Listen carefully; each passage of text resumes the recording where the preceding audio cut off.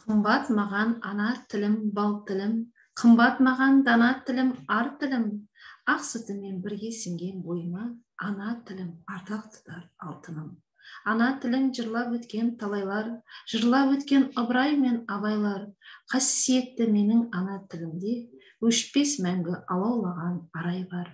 Өлең жырмен арайланса тау күліп, ардақтымды жырлап өтем ән қылып, Мағжан, Қасым, Мұқағали жырларын жалғастырып жаза берем мәңгілік. Бүгін бала бізде ана тілі сабағы. Бүгінгі біздің өтетін тақырыбымыз мәтін бойынша сұрақ қоя білу және жауап бере білу. Оқу мақсаты мәтін иллюстрациясы бойынша сұрақтар қоя білу немесе оқығаны бойынша қойылған сұраққа жауап беру. Бағалау критериялары: білім алушы мәтін мазмұны бойынша сұрақ қояды. Мәтіннің мазмұны бойынша қойылған сұрақтарға жауап береді. Ал балалар, жұмбақты шешеміз. Жаз шыққанда жатпайды, суға салса батпайды. Көмегімен адамның көлдің бетін таптайды. Шешу не екен балалар? Қайық. Жақсы.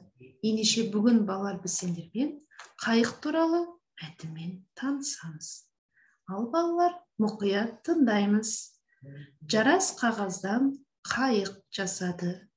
Оны арықтағы суға жіберді. Қайық судың ағысымен тез жүріп кетті. Жарас қайықты ұстай алмай қалды. Мойнақ қайықты тістеп алып келді. Жарайсың, Мойнақ, деп Жарас күшігінің басынан сипады. Күшік еркеледі. Ал балалар, енді біз сендермен мәтін бойынша сұрақтарға жауап береміз. Мәтін не туралы? Жарас қайықты неден жасады? Қайық неге тез жүзіп кетті? Мойнақ не істеді? Жарас күшігін неліктен еркелетті? Жақсы балалар, келесі тапсырманы орындаймыз. Мәтін мазмұны бойынша бір сұрақ құрастырып жазыңыз. Жақсы. Бүгінгі біз сабағында балалар, біз сіздермен мәтін бойынша қойылған сұрақтарға жауап бердік. Мәтіннің мазмұны бойынша сұрақ құрастырып жасадық.